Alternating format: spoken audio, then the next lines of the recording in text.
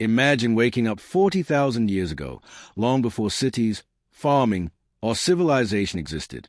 You step outside your shelter and look across a vast prehistoric valley stretching toward the horizon.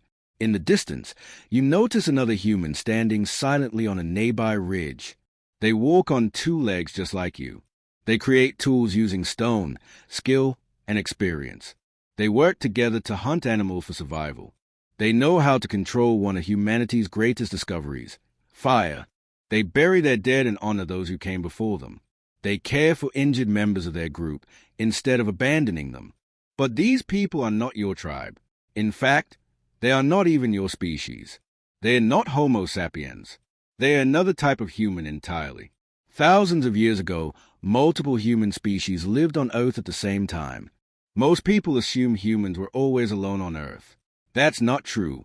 Many people imagine our species rising alone from primitive beginnings and eventually conquering the world. But the reality was far more complicated. For most of human history, we shared this planet with other humans. Not different races, not different tribes, completely different human species. At one point, Earth was crowded with humans, not one kind of human, but many. One of these species were Homo sapiens. That's us, the last surviving human species on Earth. Another species was the Neanderthals. They lived across Europe and parts of Asia for hundreds of thousands of years. Then there were the Denisovans, a mysterious human species that scientists only discovered recently. There was also Homo floresiensis, sometimes called a hobbit because of its unusually small size, and Homo luzonensis, another ancient human species that lived on islands in Southeast Asia. There may have been even more human species that science has not discovered yet. Together, these species formed a giant family tree of humanity. But then something strange began to happen. One by one, these human species vanished from the Earth, until only one species remained, Homo sapiens, us. But why did all the other human species disappear while we survived? What happened to the Neanderthals, Denisovans, and the many other humans that once shared our world? Did our ancestors drive them to extinction through competition or conflict? Were Homo sapiens simply smarter, more adaptable, or better organized? Or did they become part of us through interbreeding? Or was our survival partly the result of pure luck? The answer remains one of the greatest mysteries in human history. To understand what happened, we need to travel millions of years into the past. Around 7 million years ago, the story of humanity was just beginning. At some point, our ancestors separated from the ancestors of modern chimpanzees, beginning a completely different evolutionary journey. At first, our ancestors were nothing special. They were small, vulnerable, and struggled to survive. The ancient world was filled with dangerous predators far stronger and faster than humans. Every day was a fight for survival. Over millions of years, evolution kept experimenting with different kinds of humans. Some species survived for a short time. Others thrived for hundreds of thousands of years. Most of these human species eventually went extinct. But a few became incredibly successful. One of the most successful human species ever to exist was the Neanderthal. For hundreds of thousands of years, Neanderthals dominated much of Europe and Western Asia.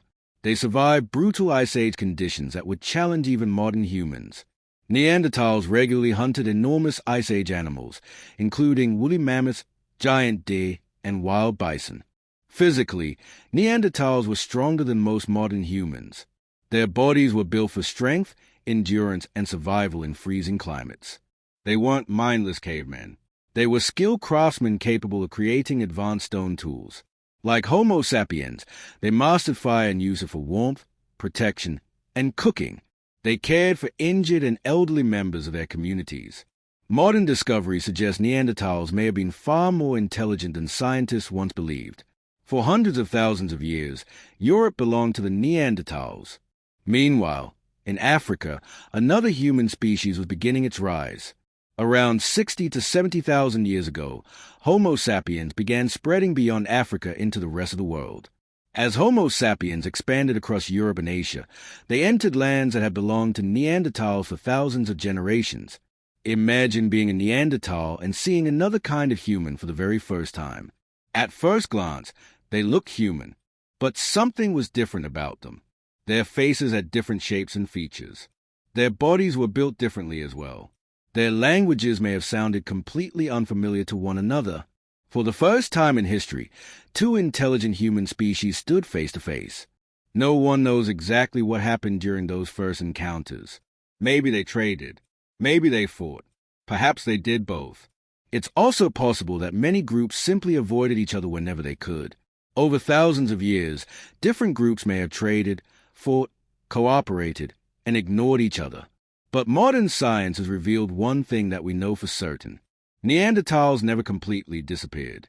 Scientists discovered that Neanderthal DNA still exists inside many people alive today.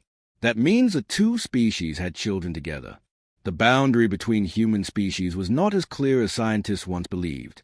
For thousands of years, different human species shared the same planet. The ancient world wasn't dominated by one kind of human. It was a human ecosystem.